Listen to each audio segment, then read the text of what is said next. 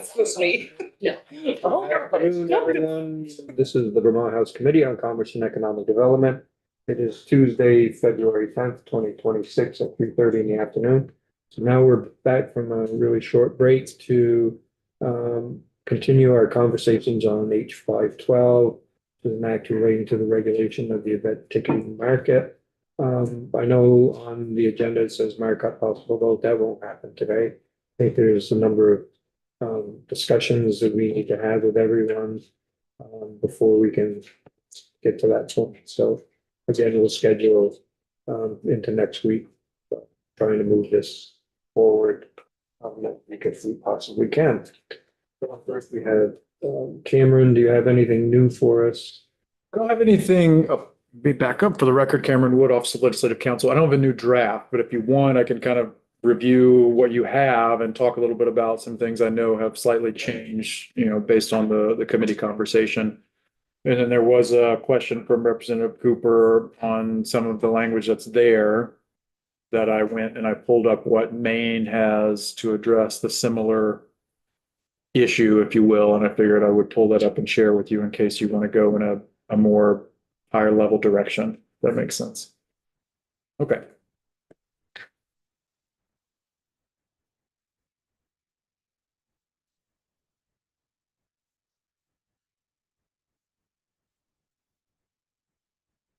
Here, if you don't mind giving me access, thank you so much. Okay.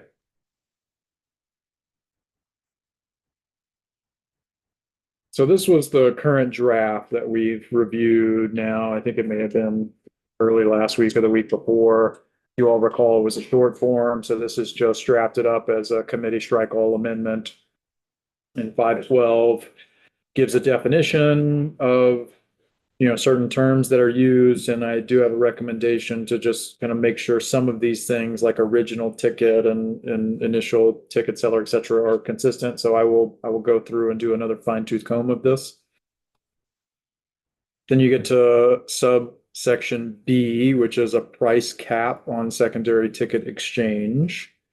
One recommendation that I've already received, which I agree with, is to add a comma right there on the end of fees. So this is to specify that the ticket reseller can only charge 110% of the total price of the original ticket, including the taxes and fees of the original ticket.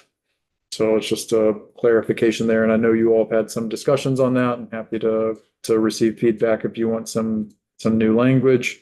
So that wouldn't that wouldn't include the fees of platform if they have a fee. It would include whatever fees are associated with the sale of the original ticket, presumably from the venue that initially sold it. So whatever interest they have charged and whatever fees that entity has charged for the original ticket, the ticket reseller could use that total bottom line price to base the 110% off of. But then, so the platform that's the tickets being sold could then charge the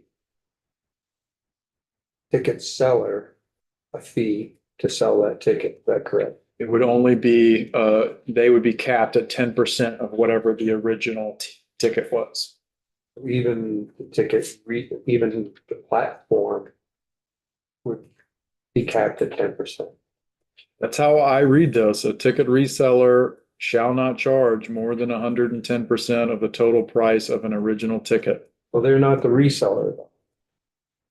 So I think there's a person that bought the ticket, they're selling that ticket on a reselling platform. Right. So I'm trying to get this straight in my head. Right. My understanding, I listened to a little bit of the testimony from StubHub last week, right? And I think their position would be they're not the ones reselling the ticket, right? The individual is utilizing their platform and the individual is setting the price of the ticket. Right. The way I would read this is there would be a price cap on it, and they would not be able to authorize individuals to sell it above that cap. I would maybe a question to defer to the AG's office, not to put them on the spot, I know they're in the room, but you know, they're the ones that would enforce this, so how would they approach that? But as I read it, it's a ticket reseller. So the individual who's trying to sell the ticket on that secondary market can't sell it for above the 110% of the original cost. Right. And so But does that mean that then the platform says, I'm gonna charge you $10 to sell that ticket? I don't think there's anything prohibiting the platform from charging the individual for the authorization of you're getting access to our ticket exchange. So, you know, the original price is $100 of the ticket. The person's going to resell it. And, you know, StubHub says, hey, you can only sell this for a maximum of $110 on our site. And we're going to charge you $10 for the use of our site. I don't see anything wrong with those things happening. The ticket seller, not the ticket purchaser, would pay the fee from the platform. The way I would read this, the individual ticket seller and StubHub wouldn't be able to pass that fee on to the customer if it resulted in the price that the individual pays being greater than 110% of the original ticket value.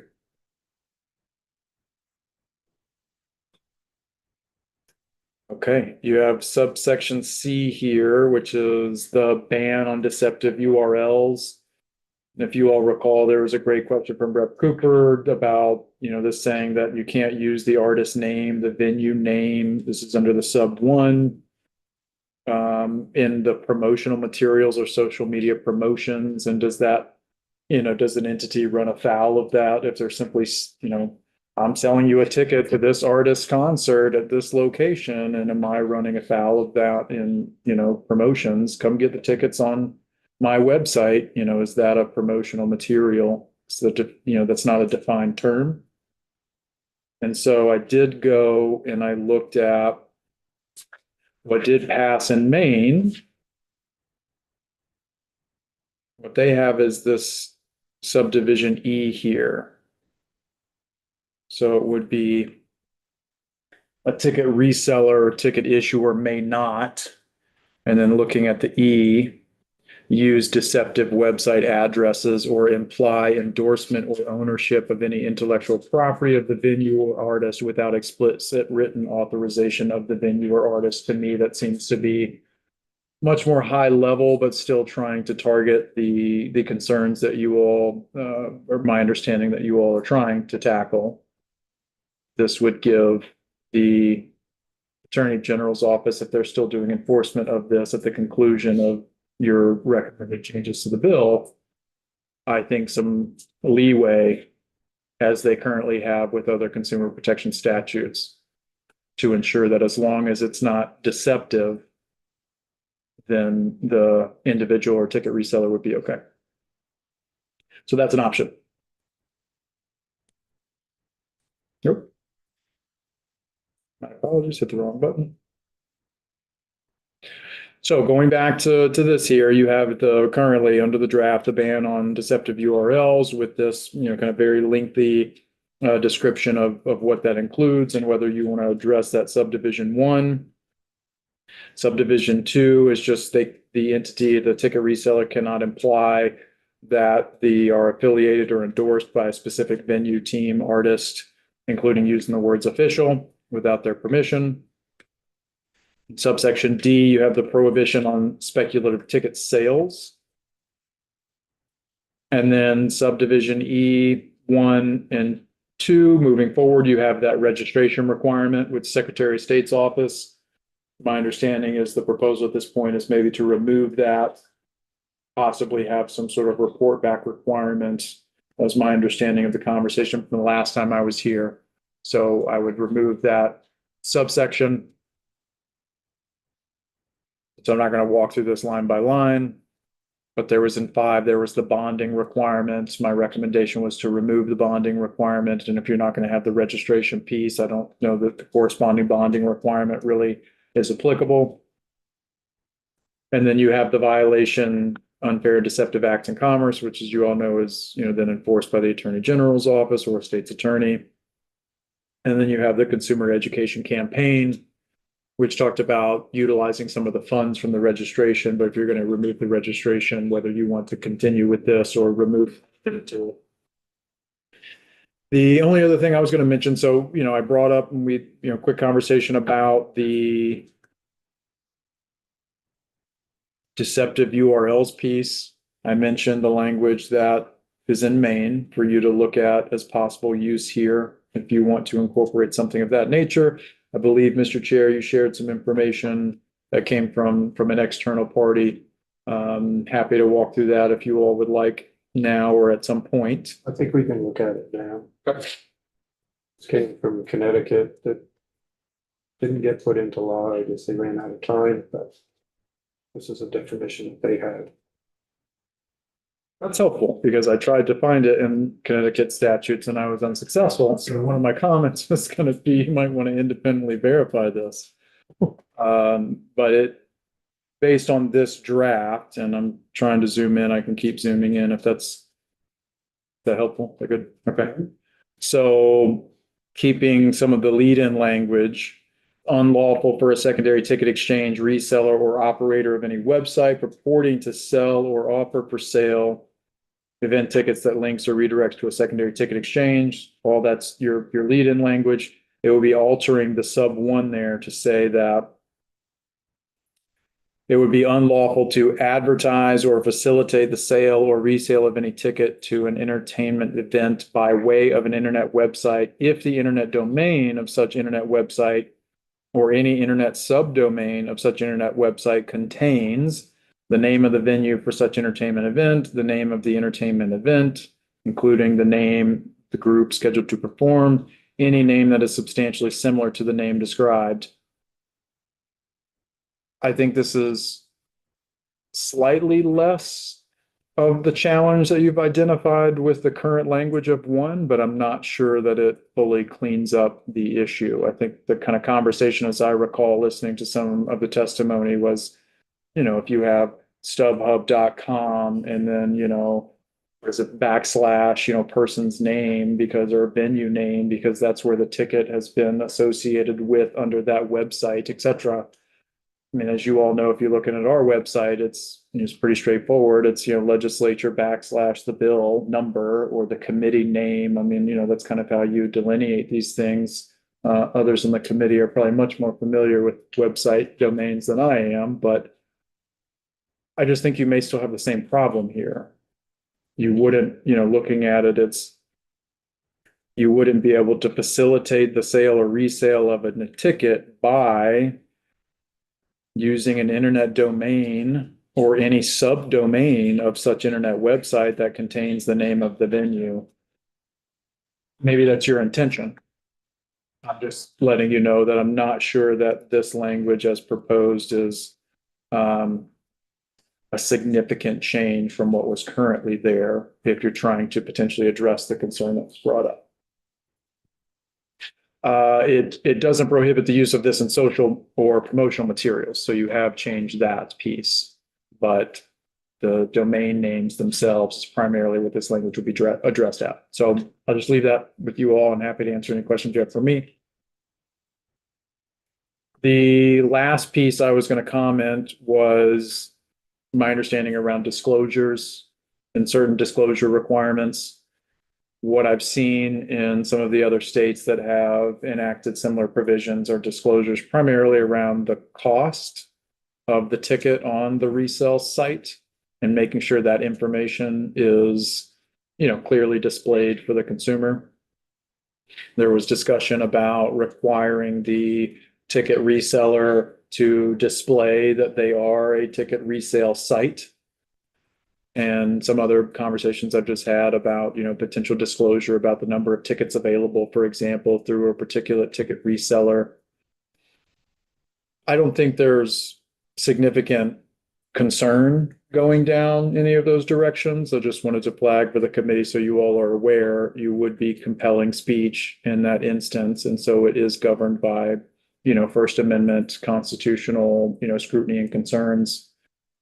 I think if you're keeping it at kind of that level, requiring some sort of acknowledgement or disclosure that a ticket is a ticket reseller on their website, And then, potentially requiring some sort of disclosure about the number of tickets available on that site. So it's not, kind of misleading to the customer that there are only that number of tickets available in its, in the entirety in the universe, if you will. Those are kind of factual disclosures. And I think that if it were to be challenged in court, I think it is likely to be upheld. I can go into the constitutional analysis if you all would like. It doesn't raise as much of a concern, but it does bring into question some constitutional concerns, just for your awareness about speech and compelling speech. Yeah, so you, it sounded like you were distinguishing between disclosure of factual kind of materials like you just, we distinguishing, were you also talking about disclosure of price for the initial ticket? And are you distinguishing that in terms of speech issues? I would put all of them in the bucket of, a court's going to look at it and say, this is, compelling commercial speech. When you get into the commercial speech realm, courts generally can apply a lower level of scrutiny because we're not talking about, private speech here. And then when you get into the fact that it is only disclosing or only requiring disclosure of factual matter, you're kind of looking at even a less level of scrutiny for the court to look at. And so, as long as if a court is looking at it and determining that it is factual and uncontroversial disclosure, which I would argue all three of those things would be, ticket reseller, price. Right, okay. And then, if you're wanting to disclose something about the number of tickets available and wanting to ensure that the consumer understands that you're referring to tickets available on that website, for example, I think all of those would be factual disclosures. And, the court's going to look at it and determine whether or not, they're going to look at it basically on a rational basis review. It's not going to elevate to some sort of immediate or strict scrutiny in that instance. So.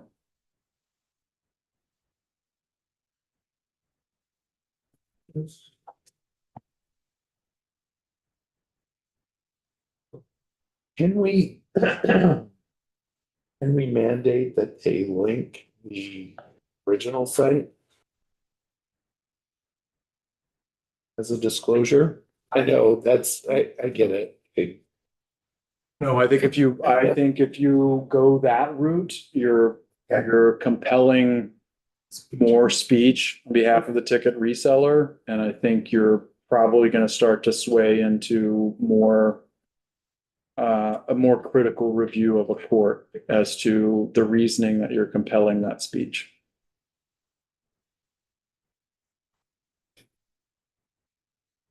I don't want to think about it. If you want to go that direction, I would want to do some more legal research and come back to you on that one. I can see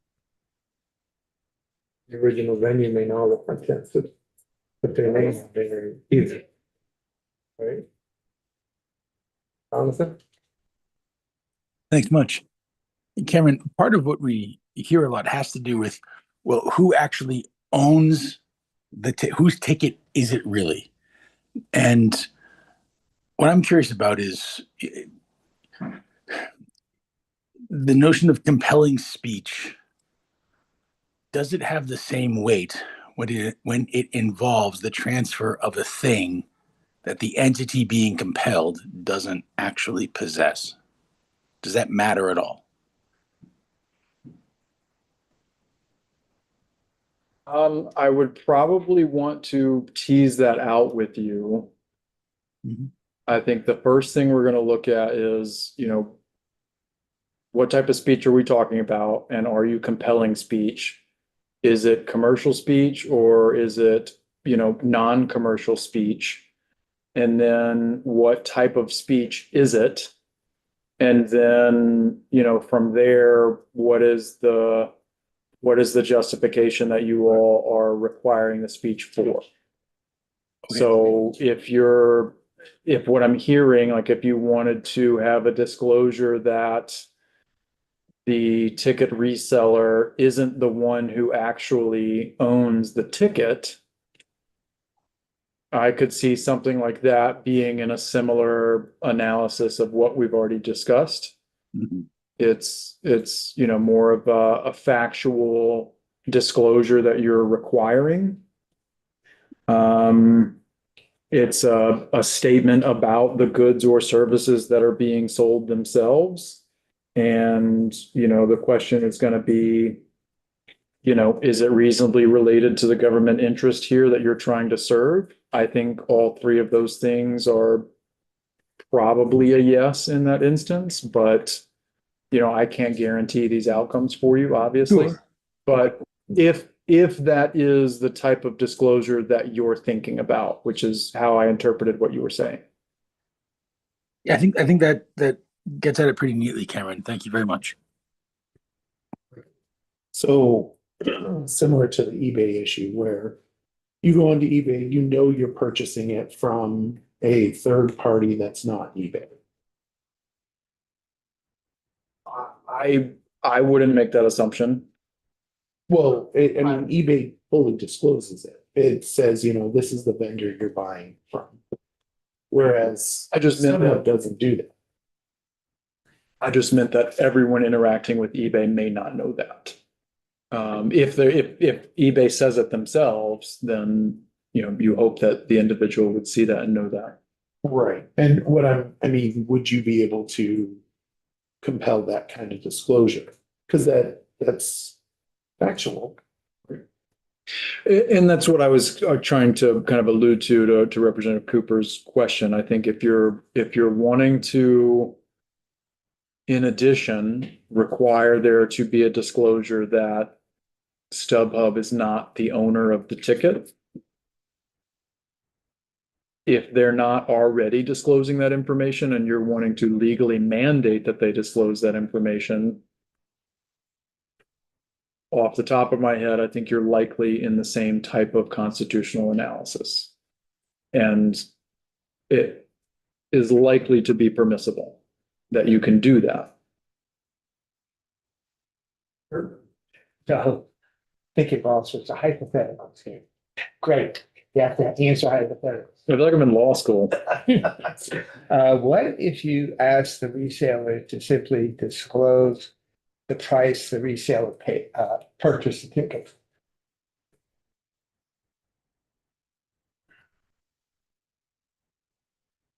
So you would say, you know, you individual who are on the site.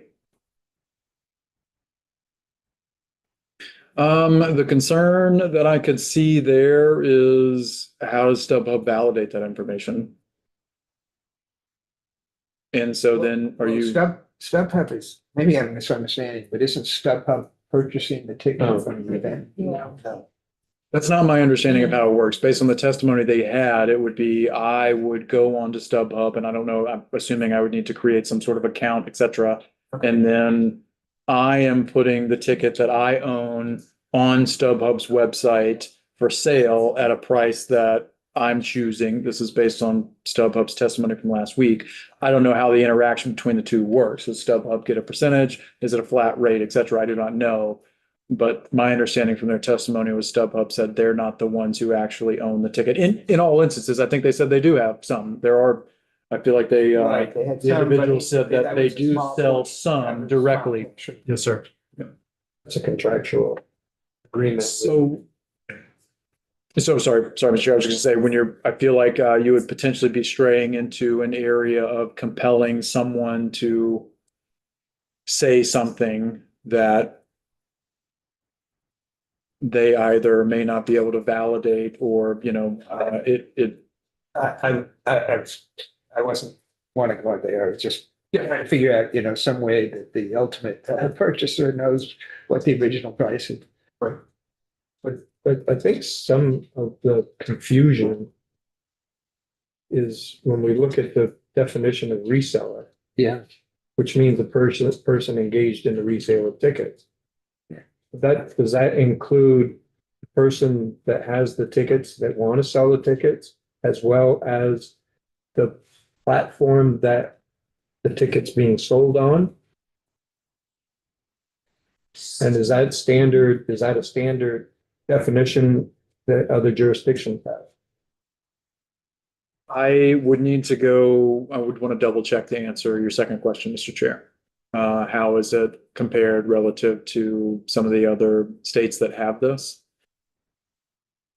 And then just looking at the definition, a reseller is the person engaging in the resale of tickets, and the resale is the second or subsequent sale of a ticket by any method. So in that situation, We talk one's about, probably going to argue the reseller is the person selling the tickets and not StubHub. If I'm StubHub, I'm going to make that argument. because we have a definition for secondary ticket exchange. Okay? But then I'd want to go down because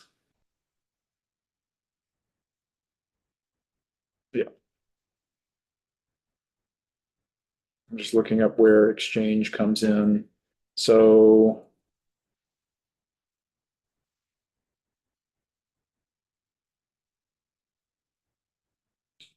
there are certain provisions in here that apply to, and I'm just looking at based on the most recent amendment that we looked at, there are certain provisions that appear to only apply to the ticket reseller and other provisions that apply to both a reseller and a ticket exchange. So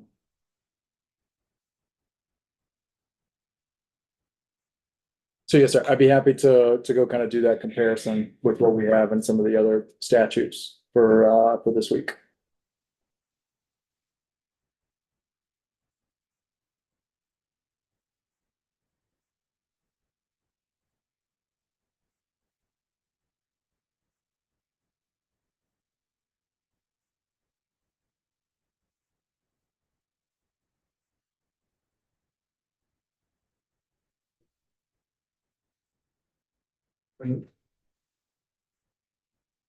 Getting more complicated the more I look into it. Yeah, that's what I'm saying. So we have a definition of ticket issuer.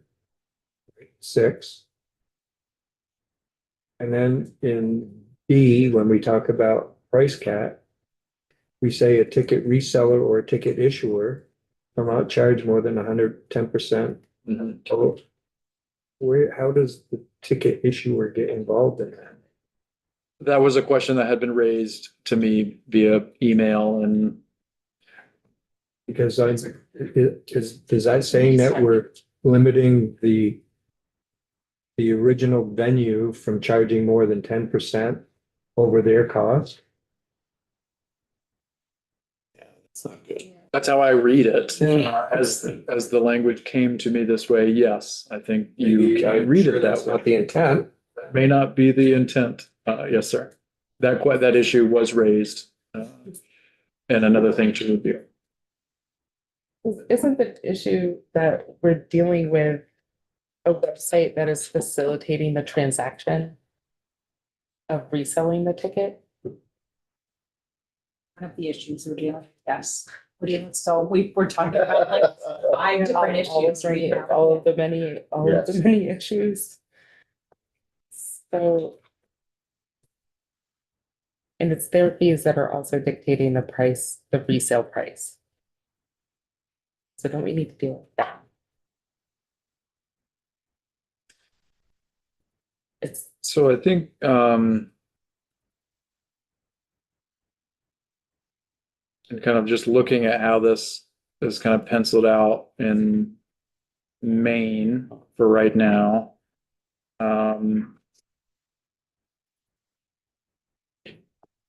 There's some similar language that's used there. So for example, this is the prohibited practices that currently exist in the Maine statute. And so it says, at the top here, a ticket reseller or ticket issuer may not, and then you go down here to the corresponding subdivision G, which is similar to what you have in front of you about the price cap. So the ticket reseller or ticket issuer may not charge more than 10% of the total price of the original ticket, including taxes and fees, for the service of providing a marketplace for the resale of tickets. So I don't know if there are original ticket sellers that are also operating markets for resale of tickets. This is a space that I'm just not familiar with. I don't buy that many event tickets, so. Or I was wondering if this was intended to capture that space where a venue doesn't sell their own tickets. They use one of these road sellers, they go into partnerships with them, and so that reseller is the ticket issuer. If that was the intention to prevent that relationship to that a certain level of markup, but I would think that would be up to the venue to make that decision. I don't know. New contract between the two. Yeah, So doesn't somebody like StubHub not consider themselves necessarily a reseller since they don't have possession of the tickets and aren't doing the reselling? They're a marketplace and facilitator for the transaction. I think at some points they have contractual agreement With, yeah, it's with the individual that's selling, or with the venue. well, with the venue, but on the individual side of reselling, does the contract that they have with the individual selling the single or whatever ticket, does that also count? they all should have contracts. I'm wondering if we could get more testimony. Musicians. I'm just thinking that. I think we need more testing. Can I ask a question too? This is sort of a general question that also maybe is a bit of an opinion. I guess I wonder if we're not overcomplicating it a little bit.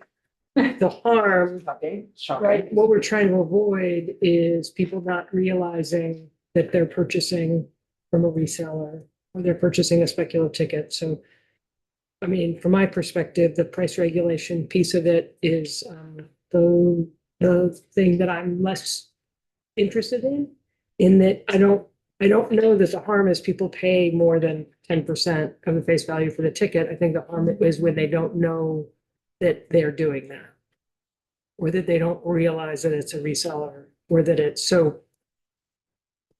That's my question is, and I would imagine another sort of opinion is that there's going to be business models where maybe they own some tickets, maybe they're the official ticket seller for a venue, and maybe they're a reseller as well. So, those definitions or roles are pretty squishy. So. Michael? And kind of where you are on that, Addie. I think that's I concur. Okay, why don't we get some more testing? I think, Susan, you've been here listening to the conversation. You'd like to join us? Thank you.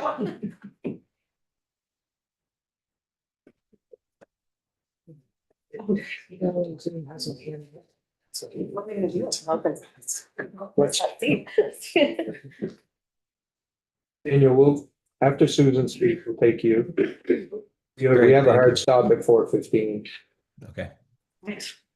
Hi, everyone. Thanks for having me again.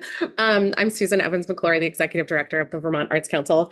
I am hearing from venues and fans across the state. They're just really appreciative by how much time you all are spending on this. It means a lot. The topic means a lot to people on all sides of the industry. And it's nice to have the legislature feel like the legislature is seeing you and caring about the things that are important to you. And that's been some really positive feedback that I've gotten on this. So thank you. I specifically am going to talk today about the price cap piece and our intent behind it. I heard what you all were talking about today. I'll say squarely, our intent is that the consumer who's buying the ticket the second time does not pay more than 110% of the original price. Because we know that the price cap to me and to our industry is really the heart of this bill.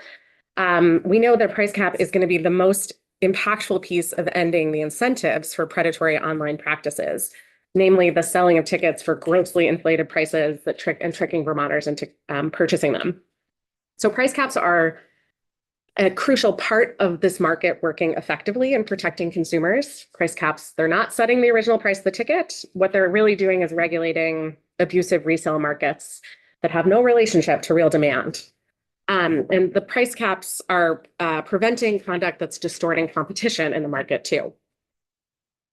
So you heard last week about states that used to have price caps on resale and have since repealed those laws.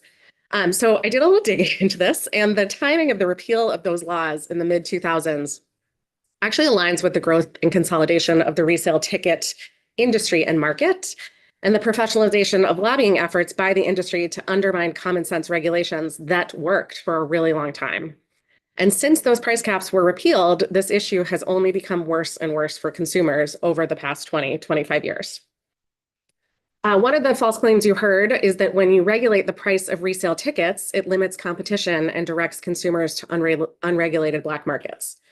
There is no evidence to suggest that a price cap can make things worse than they are right now for Vermont consumers and venues, which you've heard about time and again from our small venues across the state.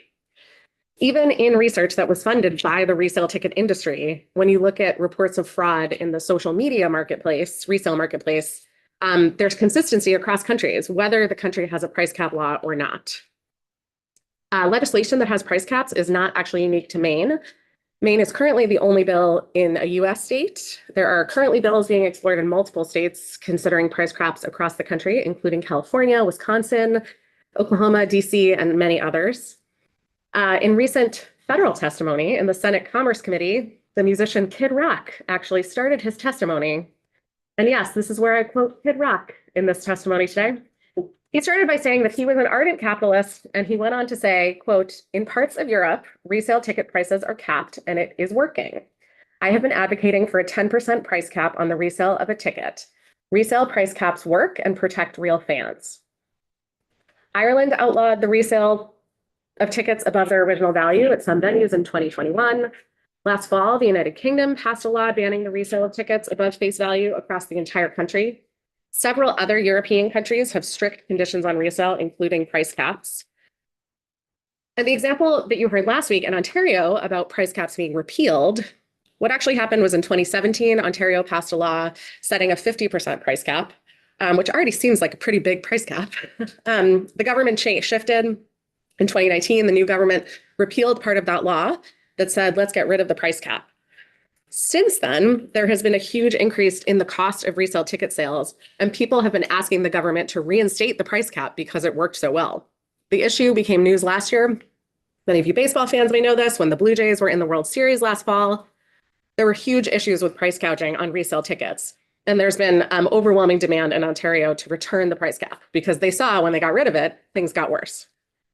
So Maine's bill was based on years of research and evidence and work advocating for this 10% price cap. Our peers at venues in Maine are telling us that it is working. It was also noted that the Maine Attorney General was really kind of working out how to enforce this legislation, which is why we have been partnered with the Vermont Attorney General since day one to really make sure that this is something that's going to work specifically here. So when you make it illegal to resell a ticket for a grossly inflated price, what you're doing is removing the incentive for bad actors to scam Vermonters. And you know, it's okay. And in this fact, I think it's better than okay. It's important for Vermont to be in line with countries around the world on this issue. We can and should be setting the standard on how to protect artists and protect fans and sports events and consumers in every way that we can. And while the other pieces of this bill are very important pieces of the puzzle and will help in this work, what we've heard from across the world is that the price cap is really the thing that's going to move the needle on solving this problem. So when we talk about reselling too, these questions of kind of who's reselling, how do we do it? We've also said since day one, we don't want to end resale. Things happen. We get it. That's not the intent. And we certainly don't want to break what's working in Vermont. So that was really important to us that we understand what's already working for businesses. So we're not unintentionally breaking that model. So I'll just share a few examples. So you have some concrete Vermont examples of how resale is working here in ways that venues are happy with. So University of Vermont, UVM Athletics, they sell their tickets through a ticket platform called Paciolan. They all have kind of quirky names. And as part of their agreement with the company, customers can resell their tickets directly through SeatGeek. They currently don't have a price cap on what you can set the ticket price for. So if you have season tickets to Cottonmouth Hockey, you can't come to a game, you go right to their website, you press a button, you say resell on SeatGeek, and you set the price for that. If UVM is fine with that, we're not saying they can't do that. Another music example is the Stone Church venue in Brattleboro. Stone Church is a for-profit music venue in Brattleboro. They actually have a partnership with Cash or Trade, who you heard from a few weeks ago. When a show sells out at Stone Church. The agreement sets the method by which they can co-promote that resale tickets are available. Their agreement also includes a provision that Stone Church will receive 3% of gross sales on their resale. So after the end of a year, their owner and manager, Robin Johnson, let me know that they are in the first year of their contract, so they haven't seen any of that yet, but it's in the agreement. Robin also said, and I'm going to quote him here too, I would gladly forego the 3% if that would help us focus on a 10% price cap. The scalping market is negatively affecting our business, and fixing that problem far outweighs the 3% that the venue gets back. And just a third concrete example is Higher Ground in South Burlington. They have an agreement with a third-party reseller as well. The company's called Tixel. Higher Ground's founder, Alex Crothers, shared that this creates a safe and transparent marketplace for the customer to exchange their tickets. So if a Vermont consumer buys a ticket and wants to resell it, they're still able to do that. And even as this bill is currently written right now, they could still post it on StubHub. They would just have to abide with that 10% price cap. So as we talked about, there is some concern that any exemption can open loopholes for bad actors, but we would be fully supportive of an exemption that allows for contract relationships between venues and a reseller. Again, it's not our place to stop. We don't want to fix. No, we want to focus on the worst of the worst. We don't want to be fixing things that aren't broken. There's also just a few examples of Vermont artists and businesses who are recognizing how broken this market currently is and are just choosing not to participate in it at all. So Vermont Green FC yesterday, once you're looking for tickets, the news is everywhere. But just yesterday, they announced their ticket policy for this upcoming season. They're going to do a ticket lottery, but they also say that resale is not permitted. They just don't allow resale of their tickets. That's their choice. They can totally do that. Another example from today actually is Vermont's own Noah Kahn, who's doing a national tour. He has made tickets to his upcoming tour non-transferable. So that means you cannot put them in someone else's name and let them come in. He's only allowing resale through Ticketmaster's built-in resale platform. He's much bigger than Vermont, so he won't be playing here. We don't have any Ticketmaster venues, but he'll be playing at Ticketmaster venues across the country.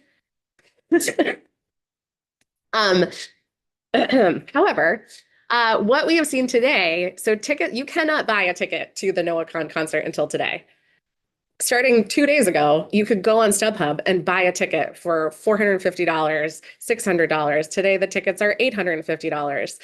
Not only do those tickets not exist yet, but the tour has specifically said the tickets are non-transferable. And I can go right now and I can spend $850 on StubHub to buy a ticket that may or may not exist and probably won't get me in.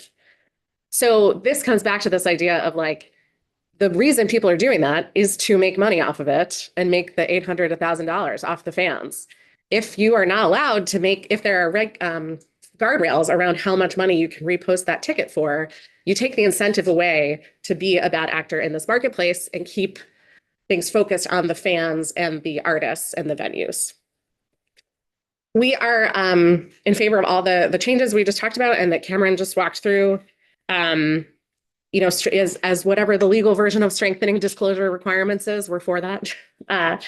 And one of the other changes that we wanted to look at with the removal of the registry is changing the start date, because we know that this isn't a huge issue right now for Vermont consumers. So if we're going to make a change about this, not waiting until 2027 would be something we really. I'm pushing everybody's time, so I'm happy to take questions. The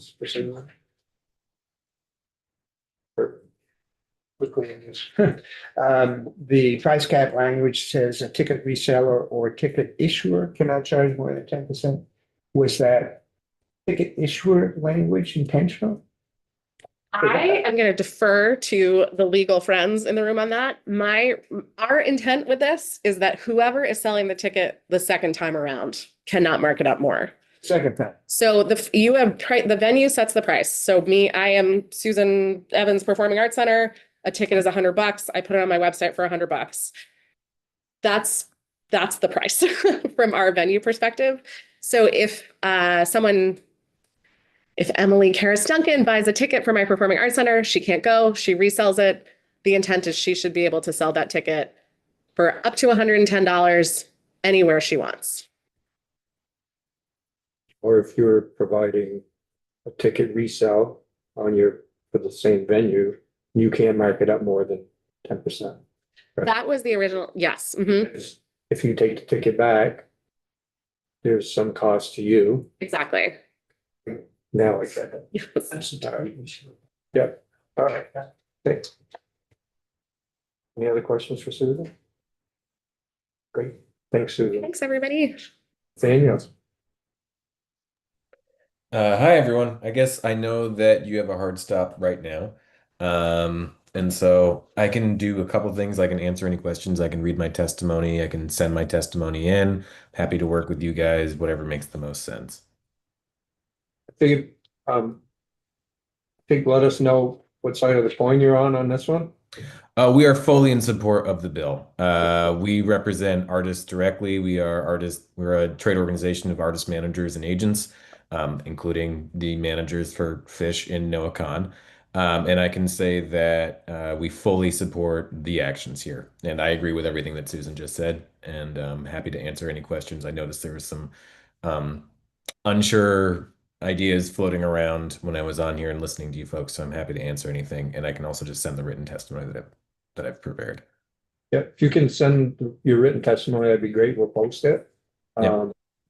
Can I ask one question? Yeah, Nathan, I'm just curious. So looking at the NOAACON tickets on StubHub that are non-transferable go anywhere from $800 to $6,000 right now. Mhm. Do you think that's like actually and anything in between 4,000, 5,000? Do you think that's actually people, or do you think that's like bots that are doing that? I'm just curious, like since the tickets were on sale today, or within the last 24 hours or whatever, that seems outrageous. So there are people listing the tickets.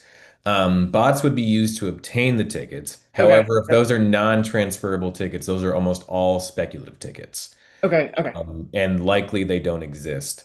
I can also I'll send along with my testimony a few reports that we did, both a national report and specifically a report for the Maryland Attorney General's office. I can say, just so everyone knows, when these ticket resale restrictions go into effect, they are very effective at curbing this behavior. We looked at states that allow open transfer, like New York State, and states that allow for resale restrictions to happen, like Maryland. We looked at one tour. It was The Cure. They were playing stadiums and all these things. The Cure had 3 tickets resold in Maryland on StubHub, which they were trying to tamper resale as much as possible. In New York, where it was impossible to tamper any resale, they had 3,200 tickets listed on StubHub and sold on StubHub.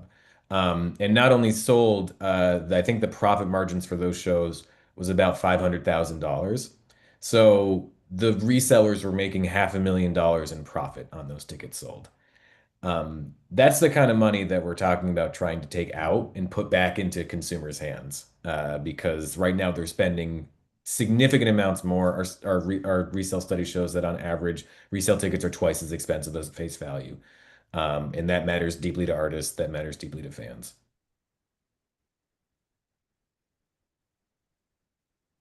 Other questions for Nathaniel? I'll happily send my written testimony. I Yeah, also please want do. everyone, Thank you. Thank you everyone for to know- hanging in. Yeah, and I just want everyone to know that I am a product of the Vermont and Rutland Public Education school system and the arts system of Vermont as well. I represented Rutland in districts in all states.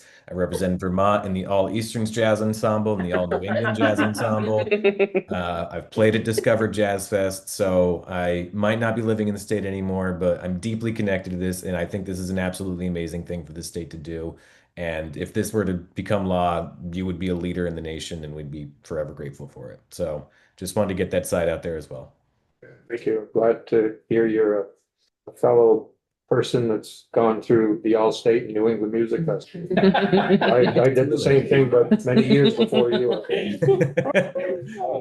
Jazz. Some of my fondest memories. Okay. Committee, I think we have places to go. We will continue having these discussions. We'll set this up for more talk next week. If we find time this week, I think we try to have a discussion of where the committee is looking on going so that we can give our direction to our legal counsel on how to finish the draft up. So with that, tomorrow, 9 o'clock, we're hearing from the Vermont Evaluation of Rural Technical Assistance, and then we are going to walk through the first iteration of the CTE bill. So that should be very interesting. So back here at 9 o'clock tomorrow morning. If that, we can go off live and see everyone in the morning.